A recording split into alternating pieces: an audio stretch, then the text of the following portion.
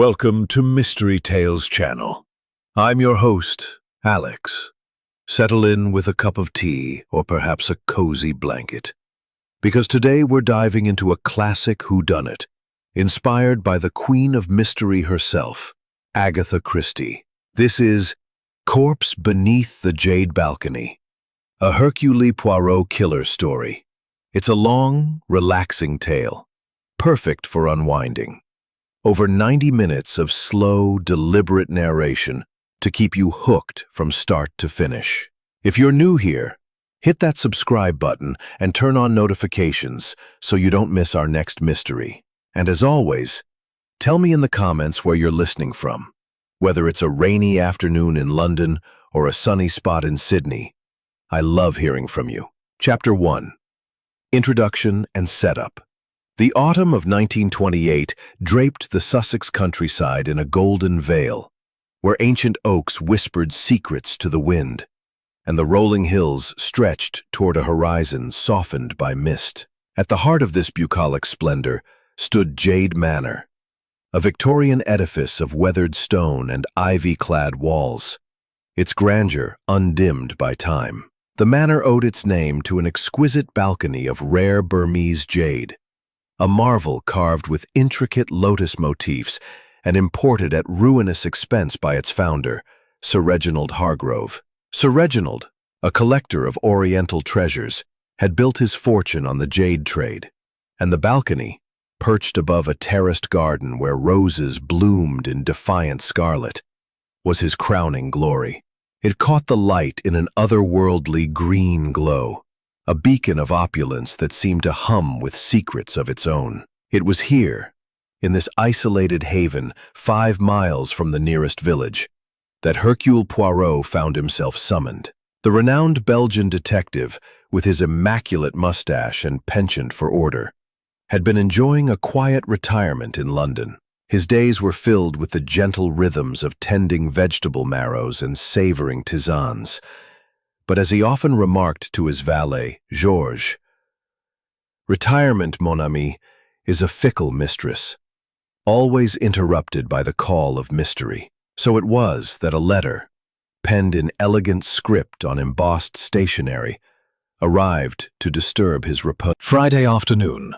He boarded a train from Victoria Station, Georges at his side, carrying a meticulously packed valise filled with pomades, brushes, and a small case of herbal teas. The journey through the countryside was a delight to Poirot's fastidious eye. Fields of amber, hedgerows trimmed with precision, and the occasional church spire piercing the sky like a needle through silk. "Ah, Georges," he mused, adjusting his perfectly knotted tie. "The English countryside. It is a canvas of charm. But one must always suspect what lies beneath its beauty, no?" At the quaint station of Littlehampton, a Rolls-Royce awaited, its polished chrome gleaming in the fading light. The chauffeur, a taciturn man with a scar above his brow, drove them along a winding lane that twisted through copses of beech and ash.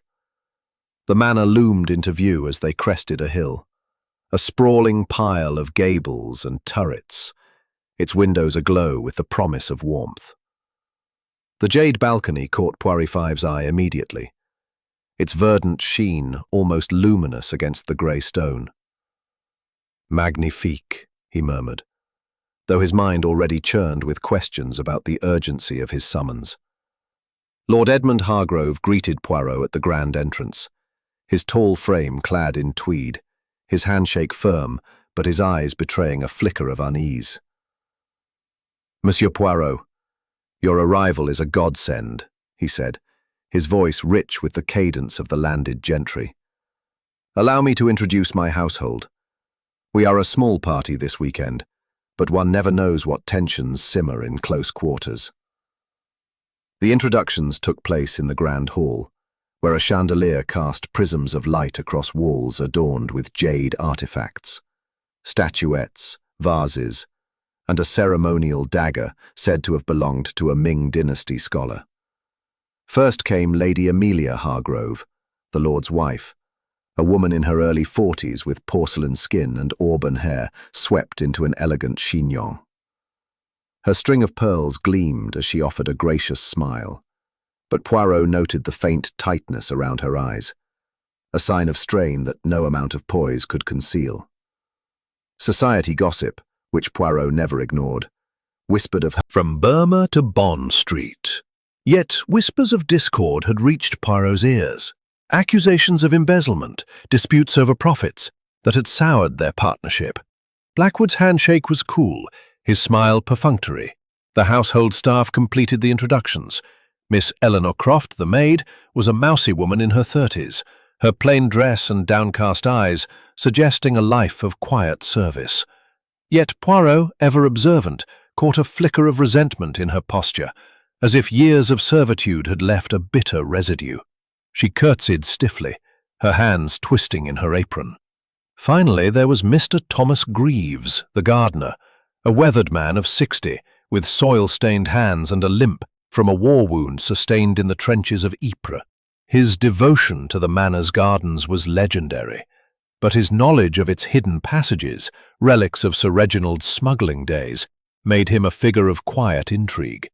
Greaves nodded gruffly, his eyes lingering on the jade artifacts, with an expression Poirot could not quite decipher.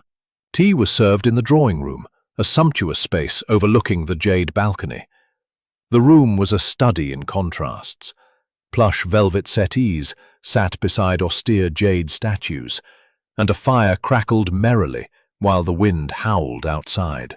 Lord Hargrove, seated beside a tea-table laden with scones and clotted cream, leaned toward Poirot with a lowered voice.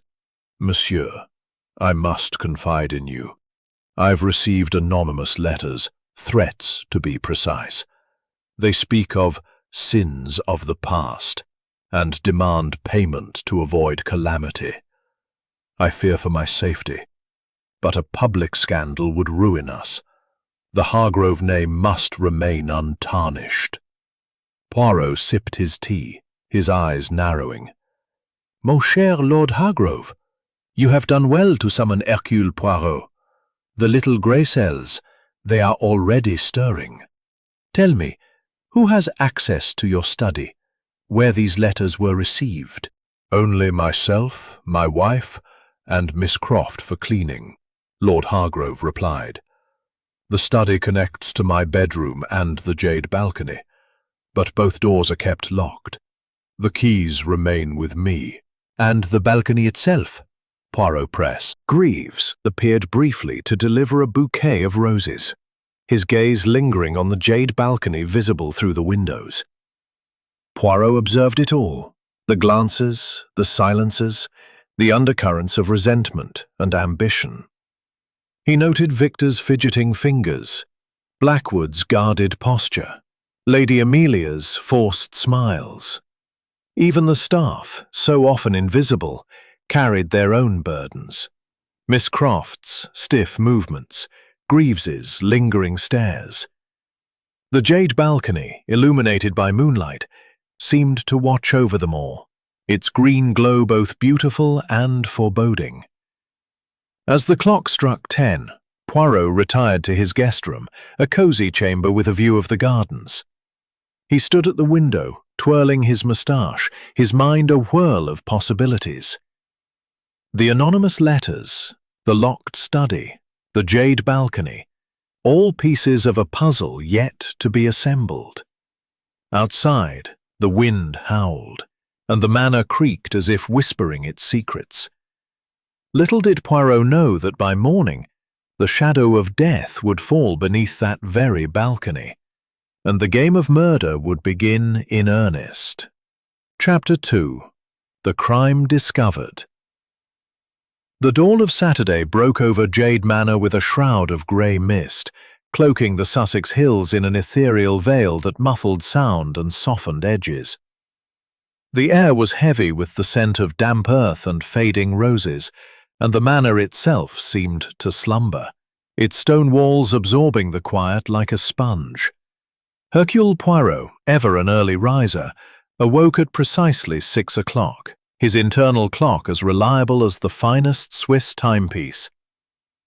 After completing his meticulous morning toilette, complete with the application of pomade to his celebrated moustache, he descended the grand staircase to the breakfast room, his polished shoes clicking softly on the oak floors. The house was silent, save for the solemn ticking of the grandfather clock in the hall, its pendulum marking time with a rhythm that seemed to echo Poirot's own methodical mind. The breakfast room, with its tall windows overlooking the terraced garden, was empty.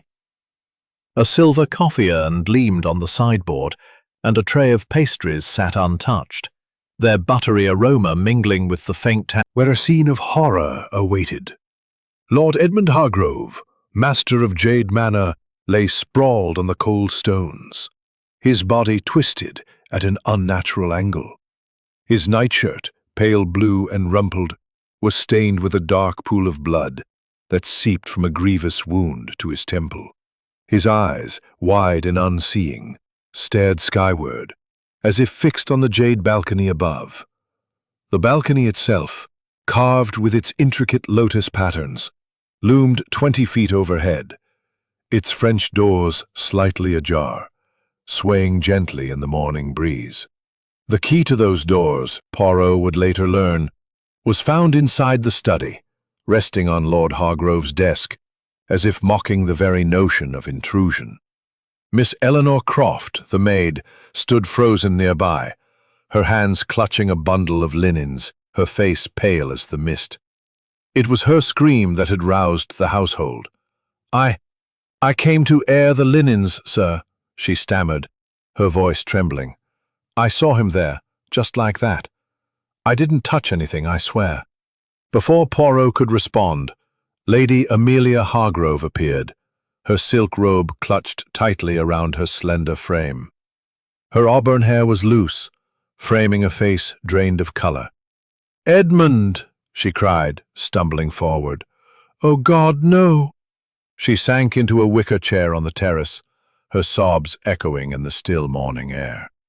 Poirot noted the rawness of her grief, but also the quick glance she cast toward the balcony, as if searching for answers, or perhaps ensuring none were found. Victor Hargrove, the nephew, stumbled out next, still in his pajamas, his hair disheveled and his eyes bleary with sleep, or something stronger. "Uncle?" he said, his voice cracking. "What happened? Was it an accident?" His hands shook as he lit a cigarette, the flame flickering in the damp air. Poirot observed the young man's nervous energy, the way his gaze darted from the body to the assembled group, as if gauging their reactions.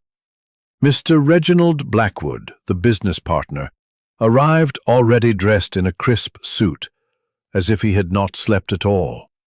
His pencil mustache twitched as he surveyed the scene, his eyes narrowing.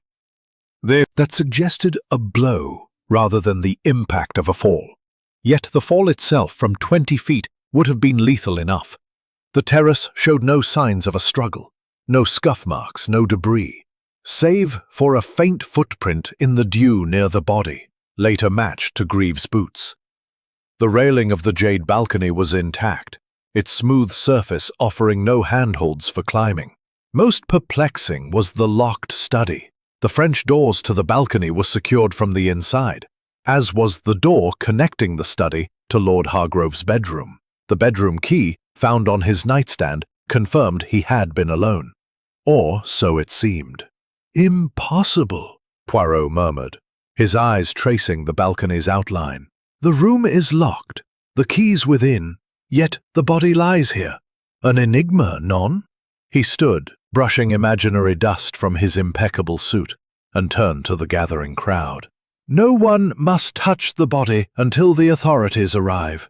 Georges, fetch a sheet to cover Lord Hargrove, s'il vous plaît." The local constable, Inspector Japp, arrived within the hour, his burly frame filling the terrace with an air of authority. Japp, an old acquaintance from Poirot's Scotland Yard days, greeted him with a mix of exasperation and relief. "Poirot, fancy you being here. A nasty business, this. Looks like a fall. Or is it one of your puzzles?" Poirot's moustache twitched. "Not a fall, mon ami. Murder. The wound suggests a blow, and the circumstances, locked doors, no access, point to a crime most deliberate. But how was it done? That is the question. As Japp's men cordoned off the terrace, a preliminary examination of the body revealed more details. Lord Hargrove had died around midnight, the coroner estimated, from a combination of blunt force trauma and the fall. The wound was inconsistent with a mere tumble. Too clean, too forceful. A jade figurine, a small dragon carving from the study's desk, was missing, and Poirot wondered if it was the murder weapon, discarded to obscure the truth. Fibers from a glove, coarse and grey, clung to the balcony's edge, suggesting someone had gripped it. The footprint in the dew, while matching Greaves' boots, was inconclusive. Greaves claimed to walk the ground garden, but he claimed to have seen nothing. Blackwood revealed a business dispute. "Edmund accused me of skimming profits," he said, his tone icy. "Utter nonsense. I have proof it's the Burmese suppliers. We argued yesterday, but I was in my room all night." His window faced away from the balcony, offering no view of the crime. Miss Croft, still shaken, whispered of Lord Hargrove's harshness. "He docked wages for the smallest mistakes," she said. "Once he dismissed my sister without a reference, but I was asleep in the servants' quarters by 11. Greaves nodded, confirming her light had gone out. Greaves himself spoke of an old grudge. "I saved his father's life in the war," he said gruffly. "Edmund forgot that debt, cut my pension, but I was in my cottage, heard nothing." His footprint raised doubts, though he insisted it was from routine patrols. Japp sealed the manor, confining guests and staff. Poirot paced the garden, his eyes fixed on the jade balcony. "The answer lies there," he said to Japp, pointing upward. "The locked room, the impossible crime. It is a challenge to the little grey cells." As the mist thickened, cloaking the manor in secrecy, Poirot felt the weight of unseen eyes watching from within. The game was afoot, and the jade balcony held the key to a murder most foul. Chapter 3. Investigation begins. The morning mist had thickened around Jade Manor, wrapping the estate in a ghostly embrace that seemed to mirror the unease within its walls. The jade balcony, its green glow muted by the grey light, stood sentinel over the terraced garden, where Hercule Poirot now paced with measured steps. The discovery of Lord Edmund Hargrove's body beneath that balcony had transformed the manor into a crime scene, and Poirot, with his fastidious demeanor and razor-sharp mind, was determined to unravel the enigma. His grey cells, as he called them, were already humming, piecing together the fragments of an impossible murder. Locked doors, a body outside, and a household teeming with secrets. Inspector Japp, the local constable and Poirot's old acquaintance, had taken charge of the formalities, his men bustling about the surface. First to be questioned was Lady Amelia Hargrove. She entered with the grace of a society hostess, her auburn hair now pinned neatly, though her porcelain skin was still pale from the morning's shock. She sat on a velvet chaise, her hands folded over a lace handkerchief, which she dabbed at her eyes. "Monsieur Poirot," she began, her voice steady but soft, "this is a nightmare. Edmund and we had our disagreements, but I loved him. To think someone could do this." Her words trailed off, and Poirot noted the tremor in her fingers, the way her eyes flicked toward the window overlooking the jade balcony. "Madame," Poirot said gently, "tell me of these disagreements, and where you were last night, if you please." Lady Amelia sighed. "Edmund was consumed by his jade collection. Fortunes spent on carvings and shipments, while I longed for the vibrancy of London. Last night we argued in his study about selling some pieces to fund a season in town. He refused, said the jade was his legacy. I left him there at 9:30 and retired to my bedroom. I read for an hour, Galsworthy if you must know, then slept." Her separate bedroom, adjacent but not connected to her husband's, offered no corroboration for her alibi. Poirot nodded, his face impassive, though he filed away the detail of her isolation.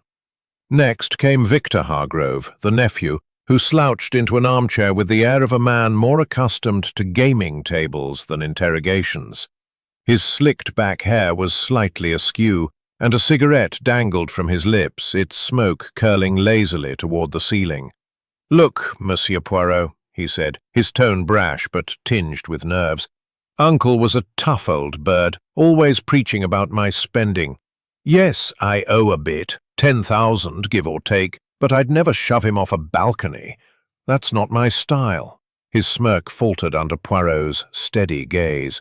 "And your movements last night, Monsieur Victor?" Poirot asked, his pencil poised over a small notebook. Victor shrugged. "Played billiards alone in the game room till midnight, then went to bed. The window there faces the garden, but I didn't see a thing. Too busy sinking." Like Lady Amelia's, was uncorroborated, and Poirot noted the man's window faced the manor's north side, away from the Jade balcony. Yet Blackwood's precision, his almost mechanical recounting of facts, suggested a mind that could conceal as much as it revealed. Miss Eleanor Croft, the maid, was visibly nervous, her mousy frame shrinking into the chair as if hoping to disappear. Her hands twisted in her apron, and her eyes darted to the floor. "The master was strict," she whispered. "He'd dock wages for a speck of dust, and years ago he sacked my sister without a reference for breaking a vase. But I'd never harm him. I was in the servants' quarters by 11, asleep." Greaves, the gardener, later confirmed seeing her window dark, but Poirot sensed a quiet resentment in her voice, a bitterness honed by years of servitude. Finally, Thomas Greaves limped in, his weathered face etched with the lines of a hard life. His soil-stained hands gripped the back of a chair as he spoke. "I served the old sir, Edmund's father, in the war. Took a bullet for him at Ypres. But Edmund? He forgot that debt. Cut my pension last year to save a few pounds. Still, I didn't kill him. I was in my cottage by the gate. Heard nothing." His footprint near the body, found in the dew, raised questions. But Greaves insisted it was from his nightly rounds. Poirot's eyes narrowed at the gardener's knowledge of the manor's grounds and its hidden passages, relics of the smuggling days. With interviews concluded, Poirot turned his attention to the crime scene itself. The study, accessed through Lord Hargrove's bedroom, was a sanctuary of opulence. Oak-panelled walls, a heavy desk strewn with papers, and a safe containing Jade heirlooms. The French doors to the Jade balcony were locked from the inside, the key on the desk. The bedroom door, connecting to the rest of the manor, was similarly secure, its key on the nightstand. Both locks showed no signs of tampering, their mechanisms pristine. The missing Jade figurine, a heavy dragon carving from the desk, loomed large in Poirot's mind. Could it have been method? Ah, that is the puzzle. He tapped his temple, his eyes gleaming. The little grey cells, they will find the truth. A red herring emerged as the morning wore on. A torn scrap of fabric from Victor's tweed jacket, found near the terrace roses. Victor protested. "It caught on a thorn yesterday. I was pruning with Greaves." The gardener nodded, but Poirot filed the detail away. Another clue surfaced. A smudged glove in Blackwood's room, its fibers matching those on the balcony. Blackwood claimed it was for handling Jade shipments, not murder. Poirot gathered the household in the drawing room, the Jade balcony visible through the windows like a silent accuser. "Mes amis," he said, his voice deliberate, "we have motives aplenty. Greed, revenge, betrayal. Lady Amelia's desire for freedom, Victor's debts, Blackwood's disputes, Miss Croft's grievances. Greaves' forgotten loyalty. But the method of this impossible crime, that is what we must uncover. Tension simmered as eyes met and darted away, alliances forming in whispers, suspicions hardening into glares. As the afternoon sun broke through the mist, casting jade-green shadows across the room, Poirot felt the weight of the mystery deepen. The locked study, the missing figurine, the glove fibers, all were pieces of a puzzle that defied logic. Yet he knew, with the certainty of a man who trusted method above all, that the truth lay hidden in the details, waiting for his gray cells to bring it to light. Clues and red herrings. The afternoon sun pierced the mist that had cloaked Jade Manor, casting a pale golden light across the terraced garden and bathing the jade balcony in an ethereal glow. Its carved lotus panels shimmered, as if mocking the grim task unfolding below. Hercule Poirot, his impeccable suit unrumpled despite the day's exertions, stood on the terrace, his eyes fixed on the balcony 20 feet above. The murder of Lord Edmund Hargrove, an impossible crime, with a locked study and a body flung to the stones below, had set his gray cells alight. The household was restless, their alibis and motives swirling like leaves in the autumn wind. Hype. The locksmith, summoned from the village, confirmed the lock's uniqueness. Only one key existed, crafted for security.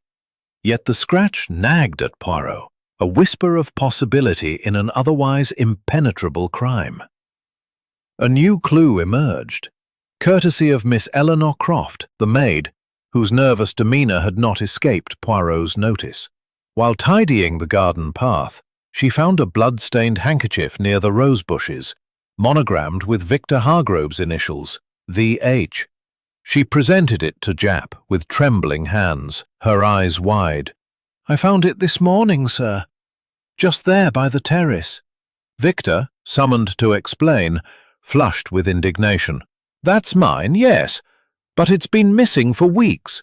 I lost it in the garden. Must have been planted to frame me." Jap sent the handkerchief for analysis, and the result was a red herring. The blood was not human but animal, likely from a fox killed during a recent hunt. The clue led nowhere, but Poirot noted Victor's quick defense and the maid's furtive glance, as if she regretted her discovery. Poirot's attention turned to Mr. Reginald Blackwood, the business partner, whose alibi had raised suspicions.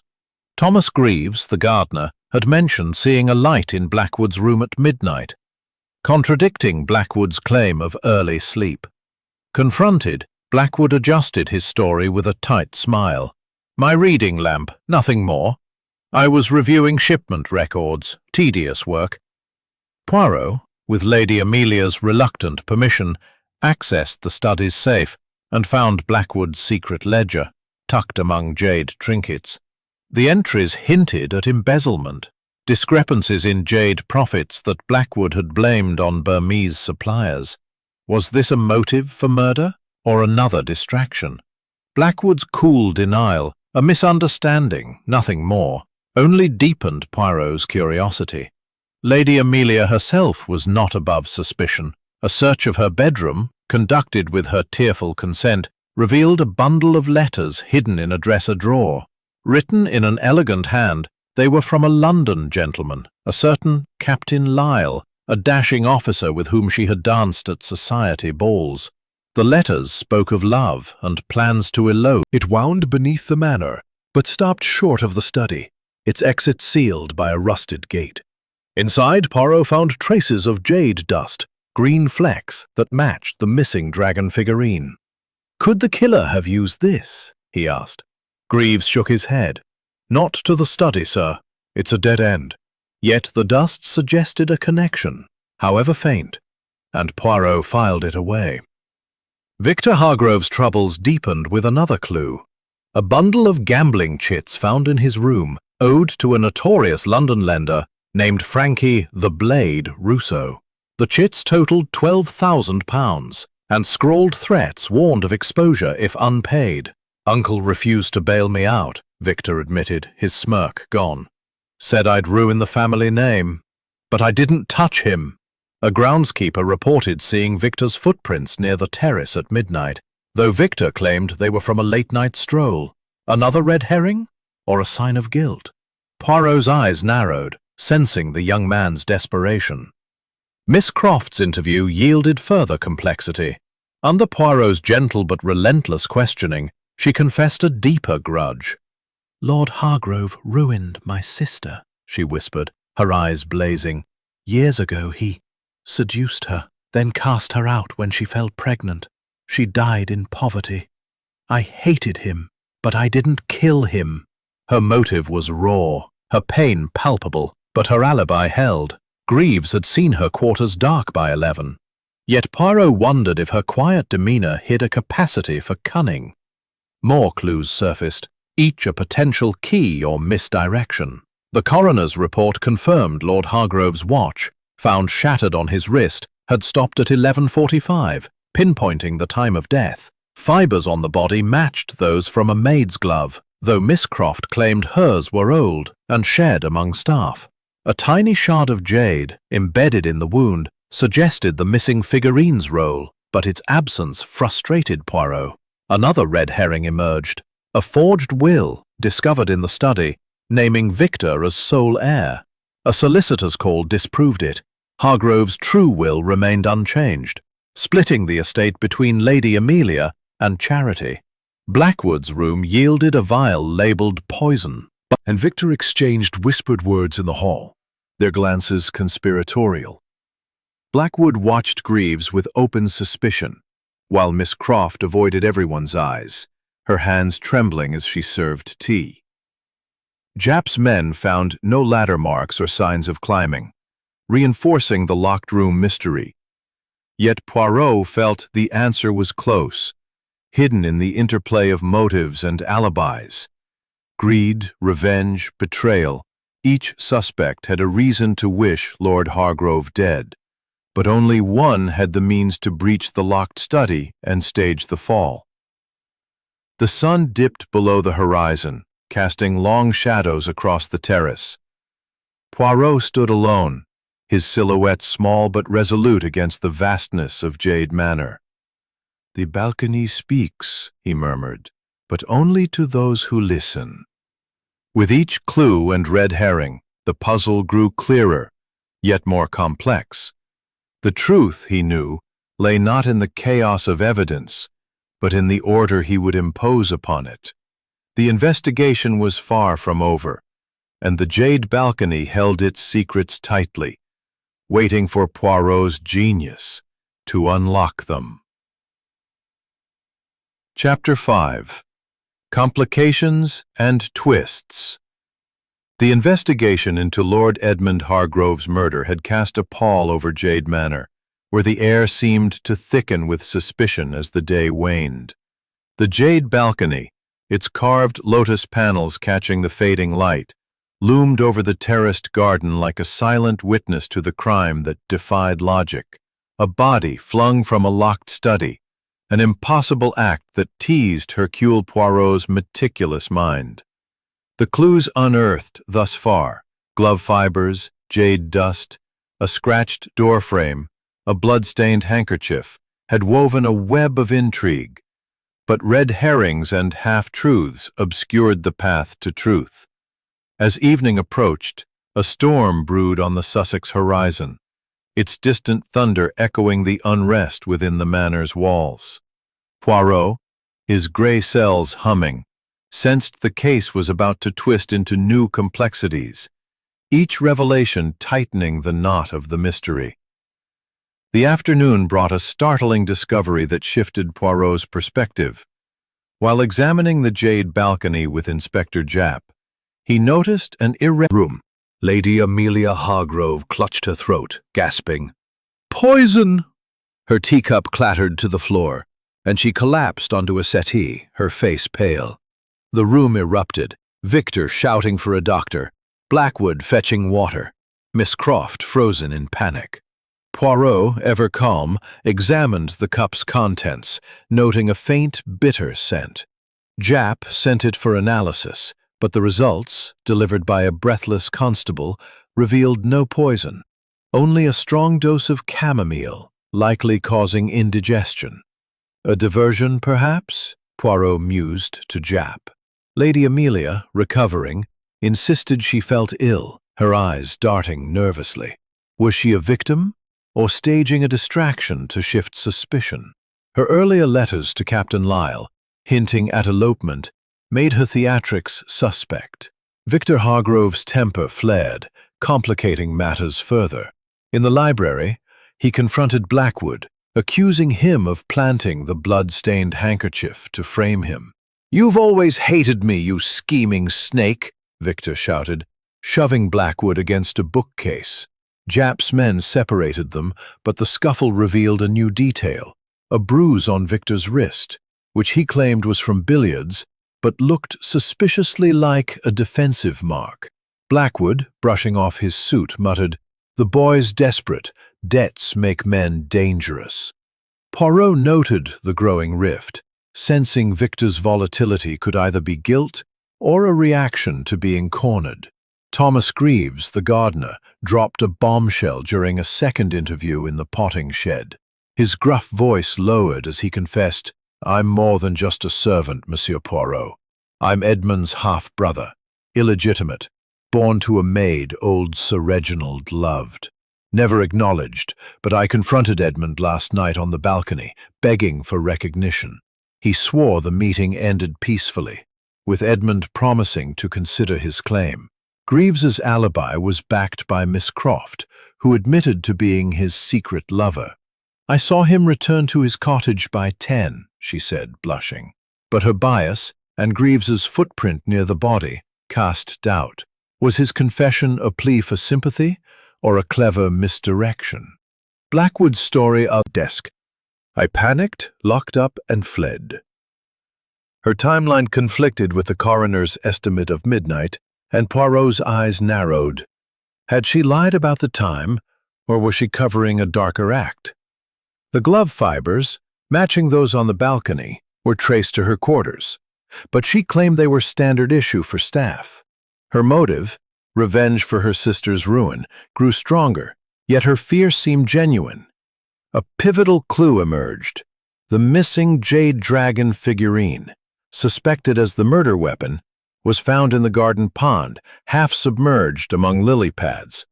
Its surface bore traces of blood and fibers from Lady Amelia's cashmere shawl. She gasped when confronted. "It was stolen from my room weeks ago. I never touched it." The figurine's weight matched the wound's impact, but its discovery raised questions. Had it been thrown to hide evidence, or planted to implicate her? The pond's muddy depths showed no footprints, suggesting a careful disposal. The case took a darker turn with a shocking twist. The autopsy, refined by a specialist from London, revealed poison in Lord Hargrove's system, a rare curare-like toxin, traceable to jade shipments from Burma. The blunt wound and fall, it seemed, were staged to mask the true cause of death. Only someone with access to the shipments, Blackwood or perhaps Greaves, with his knowledge of exotic plants, could have obtained it. Yet Miss Croft served meals, and Lady Amelia had visited apothecaries in London. Even Victor, with his Monte Carlo connections, might have procured it through smugglers.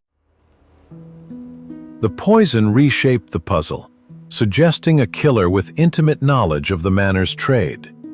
Danger struck closer to home as Poirot explored the grounds. A jade urn, precariously balanced on a garden plinth, toppled as he passed, narrowly missing him. Jap's men found signs of tampering, a loosened base suggesting sabotage. "The killer grows bold," Poirot said, brushing dust from his coat. "They fear Hercule Poirot is too close to the truth." The incident heightened the manor's tension, with accusing glances exchanged over dinner. The storm outside broke, rain lashing the windows and plunging the manor into darkness as the power failed. Party, initialed E.C. Was it Miss Croft, or another red herring? The initials matched no one else. yet her access to the study made it plausible. Poirot's thoughts turned to the poison, the hidden compartment, the staged fall. "The method is ingenious," he murmured, standing beneath the jade balcony as lightning illuminated its green sheen. "The killer used the manor's secrets against it, but they cannot hide forever." The storm raged on, its thunder a counterpoint to the manor's unrest. Poirot retired to his room, his mind a whirl of motives and means. Greed, revenge, betrayal. Each suspect had a reason, but only one had orchestrated this impossible crime. The jade balcony, with its hidden compartment and silent judgment, held the key, and Poirot vowed to unlock its secrets before the killer struck again. Chapter 6. The Revelation. The storm that had battered Jade Manor through the evening had settled into a restless drizzle, its patter against the windows a soft counterpoint to the tension within. The drawing room, lit by flickering candles after the power failure, was a tableau of strained faces and darting eyes. Hercule Poirot, his silhouette sharp against the jade-green shadows cast by the balcony outside, stood at the room's centre, his moustache impeccably groomed despite the hour. The suspects, Lady Amelia Hargrove, Victor Hargrove, Reginald Blackwood, Miss Eleanor Croft and Thomas Greaves, sat in a semicircle, their expressions a mix of dread and defiance. Inspector Japp, leaning against the fireplace, watched with a mix of skepticism and anticipation. "Mes amis," Poirot began, his voice deliberate and warm, like a storyteller unraveling a tale. "The time has come to unveil the truth. The little grey cells have solved the enigma of the corpse beneath the jade balcony." He paced slowly, his hands clasped behind his back, his eyes scanning each face. "This crime," he said, "appeared impossible. A man poisoned and struck, his body flung from a locked study to the terrace below, with no means of entry or exit. Yet the impossible is merely the improbable in disguise. Let us reconstruct." Curare-like toxin, derived from plants used in jade processing, found in Lord Hargrove's system. "This poison," he said, "caused paralysis, then death, administered in his evening tea. The blunt wound to the temple, made by the jade dragon figurine, was post-mortem, a ruse to suggest a fall. The killer then moved the body to the balcony, pushed it over, and locked the doors from inside, using a clever trick." He turned to the suspects, his gaze piercing. But who had the means, the motive, and the opportunity? Let us dismiss the red herrings that clouded our path. The blood-stained handkerchief with Victor's initials? Planted, its animal blood a distraction. The forged will, favouring Victor? Disproven by the solicitor. Blackwood's ledger, hinting at embezzlement. A mutual scheme with the victim, not a motive for murder. The passage Greaves revealed. It led only to the cellars, not the study. These were threads in a tapestry of deception, woven to obscure the truth. Poirot's eyes settled on Lady Amelia. "Madame, your letters to Captain Lyle spoke of elopement, of needing funds. Your argument with your husband over selling jade was heated, and the fibres from your shawl on the figurine were damning. Yet your collapse at tea, mere indigestion, not poison, suggests a flair for drama, perhaps to divert suspicion. But your alibi, though weak, holds. You were in your room, with no access to the toxin." He turned to Victor. "Monsieur Victor, your debts, £12,000, made you desperate. The torn jacket scrap and footprints near the terrace raised questions, but your billiard room alibi, while shaky, is plausible. The chits from Frankie Rousseau show pressure. but not the cunning to procure rare poison or stage an impossible crime. Blackwood was next. Monsieur Blackwood, your embezzlement with Lord Hargrove gave you motive, and your footprints near the terrace place you at the scene. Yet your candor about the argument and the lack of toxin in your possession, cleaning, seals your guilt. The room fell silent, save for the rain's soft patter. Miss Croft's hands twisted in her apron, her eyes wide with panic. Poirot continued, his voice relentless. You entered the study at 11, as you admitted, but not to clean. You served Lord Hargrove his tea, laced with the toxin. As he weakened, you struck him with the figurine to stage a fall. You hid in the balcony's compartment, waiting for the household to sleep. Using a string threaded through the doorframe's scratch, you pulled the key inside after locking the doors. Then, with a concealed ladder, kept in the garden shed, mistaken for Greaves's tools, you descended to the terrace, pushed the body over, and returned the ladder. Your footprint, mistaken for Greaves's, was left in the dew. Miss Croft's composure cracked. He deserved it, she cried, her voice raw.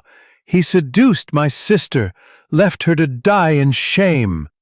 I served him for years, swallowing my hate, until those Jade shipments gave me the means. I took the figurine to sell, to escape this wretched place. Her outburst dissolved into sobs, and Japp stepped forward, his face grim. Poirot nodded, his expression somber. The little grey cells see all, mademoiselle. You planned with care, but no crime escapes Hercule Poirot. He turned to the others, explaining the final details. The string trick, inspired by old smuggling techniques, allowed the door to be locked from outside.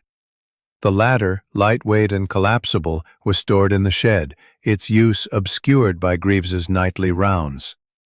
The jade figurine, thrown into the pond, was meant to fund her escape, but its discovery betrayed her. The ledger's initials, E.C., were hers, payments for her silence about Hargrove's past, now turned to vengeance. Lady Amelia gasped, her handkerchief pressed to her lips. Victor's cigarette fell, forgotten, to the floor. Blackwood's mustache twitched, his eyes wide. Greaves, stoic, nodded as if accepting fate's justice. Japp signaled his men, who gently escorted Miss Croft from the room, her defiance spent. Gazing up at the balcony, that it held the key to Lord Edmund Hargrove's murder. The revelation of Miss Eleanor Croft as the killer, her motive rooted in a vengeful past, her method a cunning exploitation of the manor's secrets, had brought a somber resolution to the household. Yet, as Poirot knew, the aftermath of such a crime required careful handling to restore order to a world shaken by betrayal. In the drawing room, where candles had burned low the previous night, the household gathered one final time. The air was heavy with relief, but tinged with unease, as if the manor itself exhaled after holding its breath. Inspector Japp, his burly frame filling the doorway, oversaw the formalities with a brisk efficiency. Miss Croft, her mousy demeanor replaced by a quiet resignation, stood flanked by 2 constables.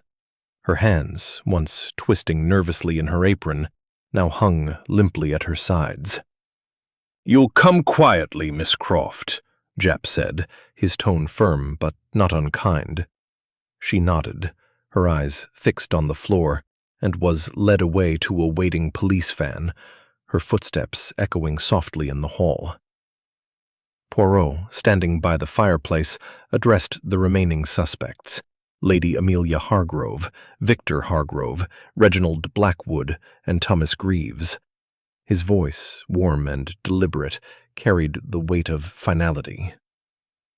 "Mes amis," he began, "the tragedy of Lord Hargrove's death has been laid bare. Miss Eleanor Croft, driven by the pain of her sister's ruin, committed a murder most calculated. But let us revisit the threads of this crime, to ensure no shadow of doubt remains. He recounted the method with meticulous clarity, ensuring each detail was understood. The poison, a curare-like toxin from Jade shipments, was administered in Lord Hargrove's evening tea, served by Miss Croft at 11. As he weakened, she struck him with the jade dragon figurine, not to kill, but to mask the poison's work. She then hid in the balcony's hidden compartment, a relic of smuggling days, waiting for the household to sleep. Using a string threaded through a scratch in the doorframe, she locked the French doors from outside. The killer's smoke, but Hercule Poirot sees through such clouds. Lady Amelia, seated on a velvet settee, clutched her pearls, her face pale but composed. "Monsieur Poirot," she said, her voice steady, "I was foolish to dream of escape with Captain Lyle, but I swear I had no hand in Edmund's death. What happens now? The estate? The jade? It's all so overwhelming." Poirot nodded sympathetically. "Madame, you inherit Jade Manor and its treasures, as per the true will. I trust you will honor your husband's legacy, perhaps with more wisdom than he showed. The jade, it is beautiful, but it must not consume you as it did him." Victor Hargrove, slouched in an armchair, lit a cigarette with shaking hands.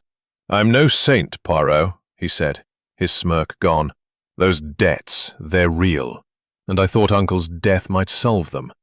But I didn't kill him. What's my path now?" Poirot's gaze was stern but kind. "Monsieur Victor, your debts are a burden, but they are not your fate. Seek help. There are societies for such troubles. The inheritance you sought is not yours, but a clean start is within reach. Use it wisely." Reginald Blackwood, his pencil mustache twitching, stood by the window, his eyes on the jade balcony. "I admit my part in the embezzlement," he said, his voice clipped. "Edmund and I both played that game. But murder? Never. I'll keep the jade trade going, honestly, now." Poirot inclined his head. "Monsieur Blackwood, your candor saves you. The business may continue, but let it be with transparency. The jade, it tempts greed, but you have the chance to redeem its legacy." Thomas Greaves, the gardener, leaned on his cane, his weathered face etched with sorrow. "I wanted recognition as a Hargrove," he said gruffly. "Edmund promised to consider it, but now it's over. I'll tend the gardens till I can't no more." Poirot's expression softened. "Monsieur Greaves, your loyalty to this estate is its true treasure. Your secret is safe, and your place here secure. Let the past rest." The plan could not withstand scrutiny. As the manor prepared to return to normalcy, Poirot took a final walk through the garden, pausing beneath the jade balcony. Its green glow, softened by the morning light, seemed less ominous now. A relic of beauty rather than betrayal. He reflected on the case, the motives of greed, love, and revenge, the ingenuity of the locked room illusion, the human frailties that drove a quiet maid to murder. "The heart," he murmured, "it is as complex as the mind. Both must be understood to find justice." By midday, Poirot and Georges boarded the Rolls-Royce for the return to Littlehampton Station. The chauffeur, silent as before, drove through the winding lanes, the countryside unfolding in a tapestry of gold and green. In London, Poirot would return to his vegetable marrows and tisanes, but the memory of Jade Manor would linger, a reminder that even in the most serene settings, darkness could lurk. As the train carried him back to the city, Poirot gazed out the window, his thoughts drifting.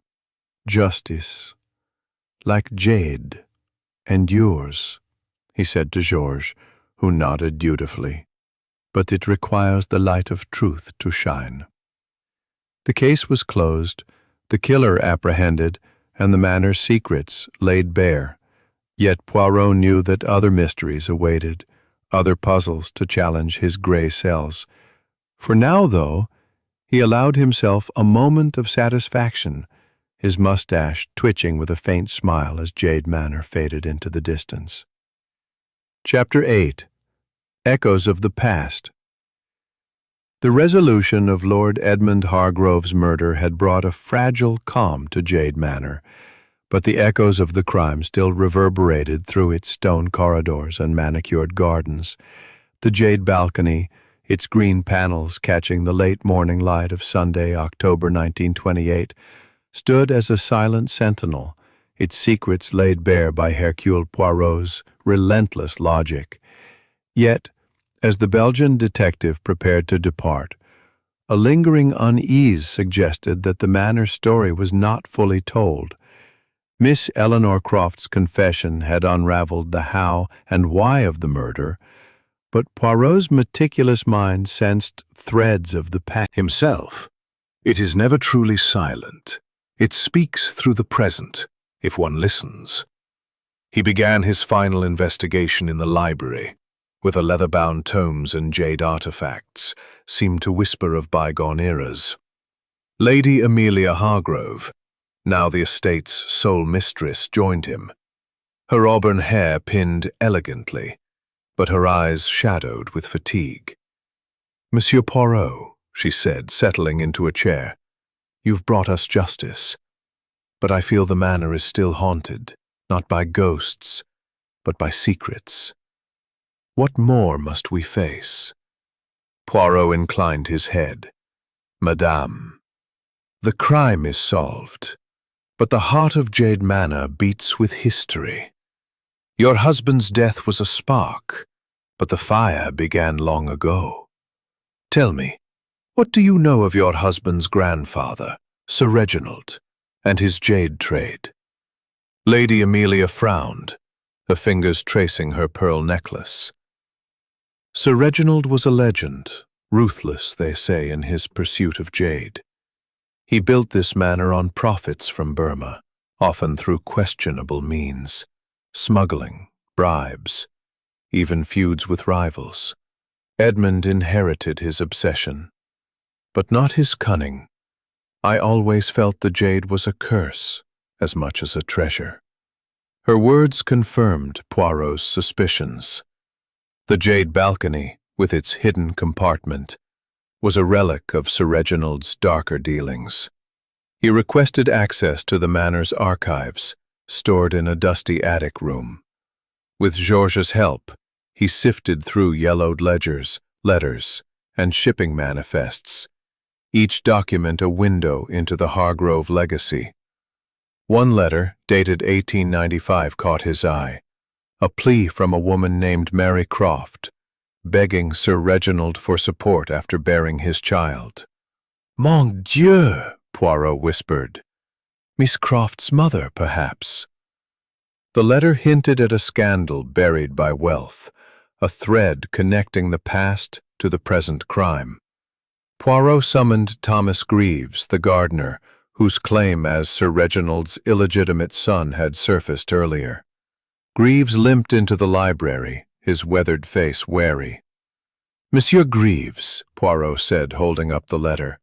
"The personal, but generational, rooted in the Hargrove family's exploitation." Poirot turned to Victor Hargrove, who lounged in the drawing room, his usual smirk replaced by a somber expression. "Monsieur Victor," Poirot said, "your uncle's death has cleared your path to reform, but the jade trade fueled your debts. Did you know of its darker history?" Victor exhaled, crushing a cigarette. "I heard rumors, smuggling, shady deals. Uncle never spoke of it, but Blackwood dropped hints. I didn't care much, I just wanted the money. Guess I'm no better than them." His candor, though belated, suggested a willingness to change, and Poirot advised him to seek guidance in London, away from the manor's shadow. Reginald Blackwood, summoned next, was less forthcoming. His pencil mustache twitched as he faced Poirot in the study. "Monsieur Blackwood," Poirot said, "your embezzlement with Lord Hargrove was a symptom of the Jade's allure. Did you know of Sir Reginald's dealings, or the Croft family's pain?" Blackwood's eyes narrowed. "I knew the trade was dirty, smuggling routes, bribed officials. Edmund and I continued some of it, yes. But the Crofts, that was before my time. If Eleanor killed for that, she's mad." His defensiveness betrayed guilt, not for murder, but for perpetuating a tainted legacy. Poirot urged him to clean the trade's practices, a task Blackwood accepted with a grudging nod. Lady Amelia, informed of the archive's findings, wept softly. "I never knew the full story," she said. "Edmund spoke of his grandfather's triumphs, not his sins. I'll sell the Jade collection. Keep only the balcony as a reminder. The manor must heal." Her resolve impressed Poirot, who saw in her a chance to break the cycle of greed. To confirm the crime's mechanics, Poirot revisited the Jade balcony with Japp. The hidden compartment, now fully exposed, revealed traces of string fibers, corroborating the locking trick. The ladder, found in the shed, was lightweight aluminum, easily mistaken for Greaves' tools, born of the past. The Jade, a symbol of beauty, carried a curse of greed and betrayal. Sir Reginald's sins, his treatment of Mary Croft, his ruthless trade, sowed the seeds of Eleanor's vengeance. Yet you, the living, can choose a different path.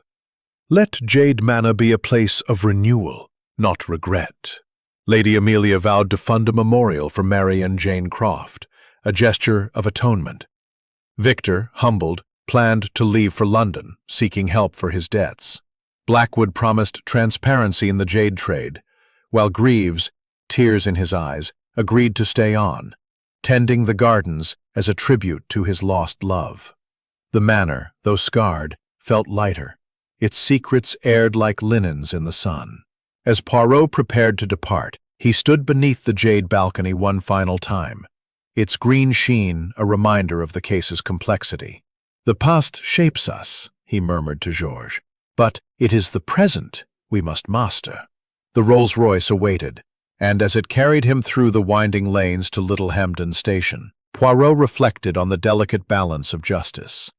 Eleanor Croft faced her fate, the manor faced its future, and the Jade balcony, once a stage for murder, stood as a monument to truth. In London, Poirot would return to his quiet life, but the echoes of Jade Manor would linger, a testament to the power of order and method. "Justice," he said softly, his mustache twitching, "is like jade, enduring, but only when polished by truth." The train's whistle sounded, and as Sussex faded into the distance, Poirot closed his eyes, ready for the next mystery to challenge his gray cells. Chapter 9. The Manor's Redemption. The pale light of a late October morning filtered through the ancient oaks surrounding Jade Manor, casting dappled shadows across the terraced garden, where Hercule Poirot stood, his silhouette a study in precision against the sprawling beauty of the Sussex estate. The Jade balcony, its intricate lotus carvings shimmering with dew, no longer seemed a harbinger of death, but a relic of a past now confronted. The revelation of Miss Eleanor Croft's guilt, her murder of Lord Edmund Hargrove driven by a vendetta rooted in the family's history, shaken by the truth, their lives altered by the exposure of sins old and new. Poirot's task now was to guide them toward a path that would break the cycle of the Jade's curse, ensuring the manor could heal. In the grand dining room, where the long oak table gleamed under a chandelier, Poirot joined the household for breakfast. The atmosphere was subdued, the clink of china and the soft murmur of conversation a stark contrast to the tension of the previous days. Lady Amelia, dressed in muted gray, presided with a quiet dignity, her auburn hair pinned tightly as if to anchor her resolve. Victor, his usual bravado dimmed, sipped coffee in silence, his eyes avoiding the jade artifacts that lined the room. Blackwood, ever precise, buttered his toast with mechanical care, while Greaves, invited to join as a gesture of reconciliation, sat awkwardly, his weathered hands folded in his lap. Poirot, sipping his customary tisane, addressed the group with his characteristic warmth. "Mes amis," he began, his voice deliberate and soothing. "The tragedy of Lord Hargrove's death has uncovered truths that cut deeply, the sins of the past, the pain of betrayal. But a manor such as this, with its beauty and history, deserves a future unburdened by such shadows. Let us consider how Jade Manor may find redemption."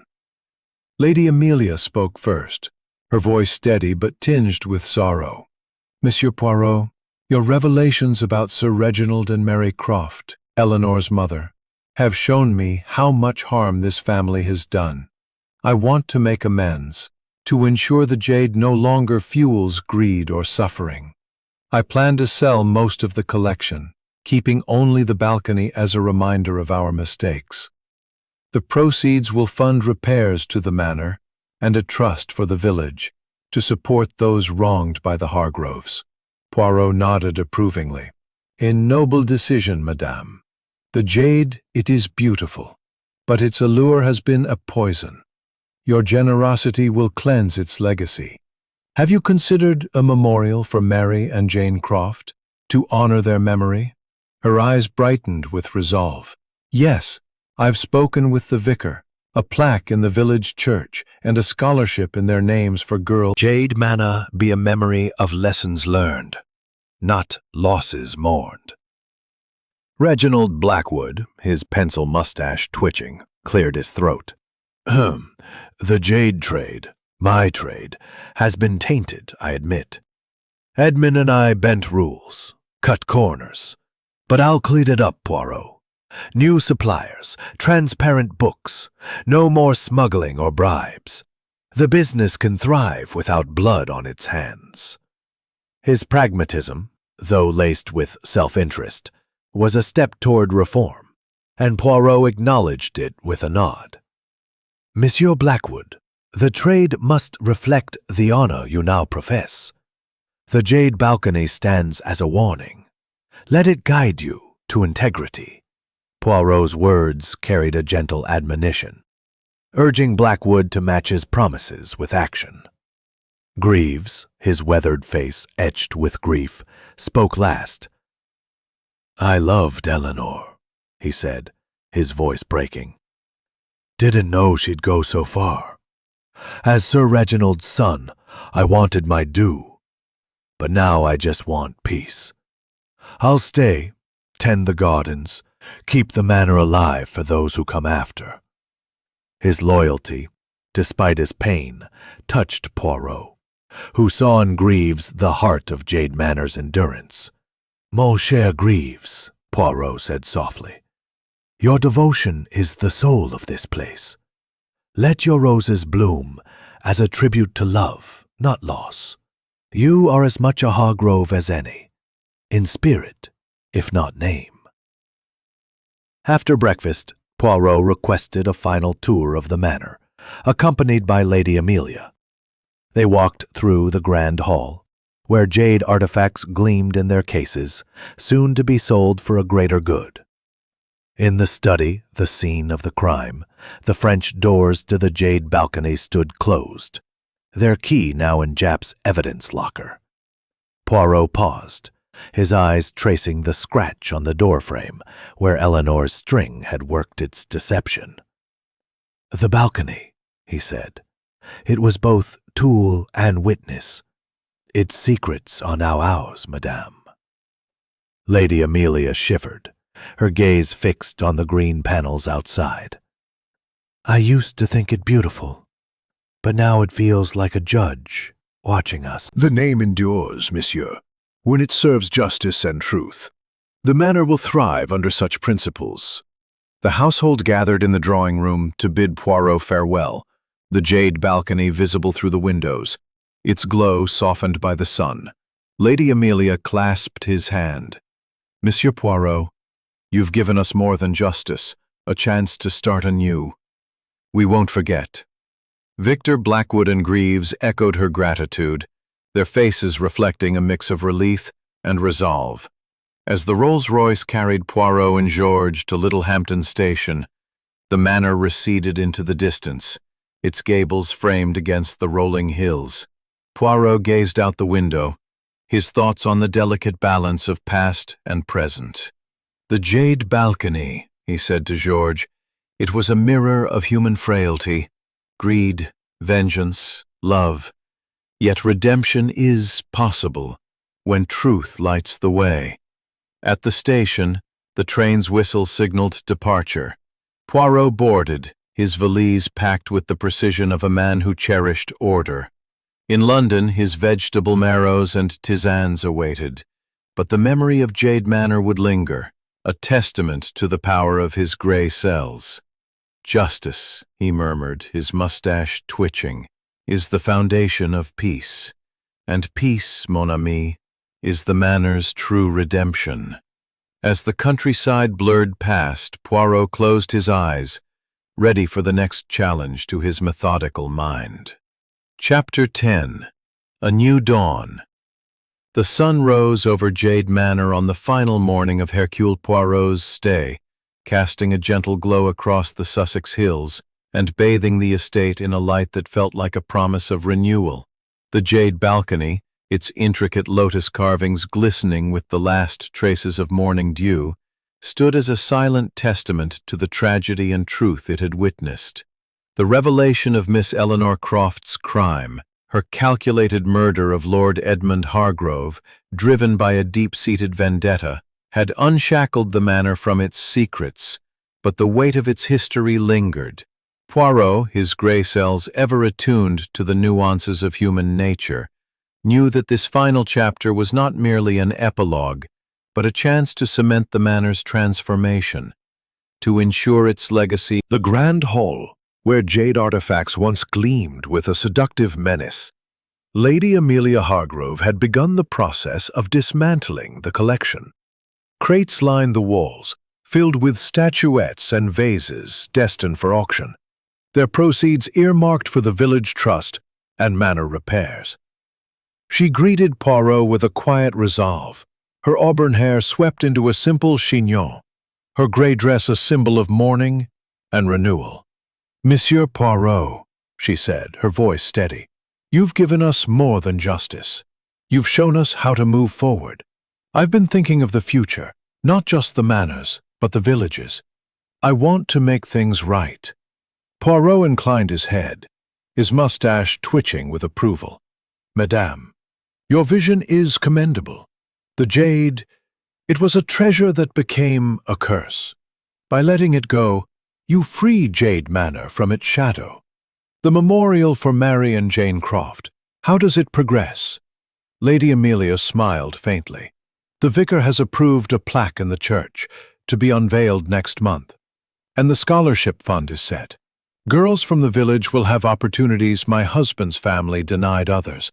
It's a small step, but it feels right." Her sincerity warmed Poirot, who saw in her a leader capable of transforming the manor's legacy. Victor Hargrove joined them, his usual swagger replaced by a tentative earnestness. He carried a suitcase, his ticket to London tucked in his pocket. "Poirot," he said, his voice rough, "I'm off today. Found a group in the city that helps with gambling debts, meetings, advisors, the lot. I was a fool, chasing Uncle's fortune. I didn't kill him, but I wasn't innocent. I want to be better." His eyes, once restless, held a flicker of determination, and Poirot sensed a genuine desire for change. "Monsieur Victor," Poirot replied, his tone encouraging, "the path to redemption is paved with such resolve. The jade tempted you, as it did many, but you choose now to walk away from its allure. Stay true to this course, and you will find your honor." Reginald Blackwood, ever the pragmatist, approached with a ledger under his arm. His pencil mustache was as precise as ever, but his eyes— "I'll stay, Monsieur Poirot," he said gruffly. "The gardens are my home, and I'll keep 'em blooming for Eleanor's memory, in a way. She did wrong, but I loved her, and as Sir Reginald's son, I owe it to this place to see it right." Poirot's expression softened. "Mon cher Greaves, your devotion is the heart of Jade Manor. Your roses will bloom as a tribute to love and resilience. You are its true keeper, in spirit and deed." To ensure no detail was overlooked, Poirot requested a final meeting with the village solicitor, Mr. Harrow, in the study where the crime had unfolded. The room, once a stage for murder, now felt cleansed, its French doors to the jade balcony closed, but no longer ominous. Harrow, a bespectacled man with a meticulous manner, reviewed the estate's plans. "Lady Amelia's trust's in place," he said, adjusting his glasses. "The auction of the jade collection is set for next month, with proceeds split between the manor and the village. The Croft Memorial and Scholarship are fully funded. You've done a remarkable thing, Monsieur Poirot, saving this estate from ruin." Poirot waved a hand modestly. "The little grey cells, Monsieur Harrow. They merely bring order to chaos. Jade Manor's redemption lies in the hands of those who live here. They have chosen wisely." Before departing, Poirot took a final walk to the jade balcony, accompanied by Lady Amelia. The terrace below, where Lord Hargrove's body had lain, was now swept clean, the flagstones gleaming in the sunlight. The hidden compartment in the balcony's railing, once a tool of deception, was sealed, its secrets exposed. The collapsible ladder, stored securely, would never again serve a murderer's purpose. The jade dragon figurine, cleaned and crated, awaited its new fate, its role in the crime a footnote in the manor's history. Standing beneath the balcony, Poirot gazed up at its green glow. "It is beautiful, madame," he said, "but beauty must serve truth, not conceal it. You have ensured it will do so." Lady Amelia nodded, her eyes misty. "I'll never forget what happened present. The jade's allure, the pain it wrought, the redemption it now promised. The human heart," he said to George, "it is as complex as the mind. Both must be understood to find peace." At the station, the train's whistle signaled departure. Poirot boarded, his valise packed with the precision of a man who cherished order. In London, his vegetable marrows and tisanes awaited, but the memory of Jade Manor would endure, a testament to the power of truth to heal even the deepest wounds. "Justice," he murmured, his mustache twitching with a faint smile, "is the seed of a new dawn. And Jade Manor, it blooms anew." As the train chugged toward the city, Poirot closed his eyes, the rhythm of the rails a soothing counterpoint to his thoughts. The case was closed, the manor reborn, and the jade balcony, once a stage for murder, now stood as a symbol of renewal. Another victory for order and method, another chapter in the storied career of Hercule Poirot.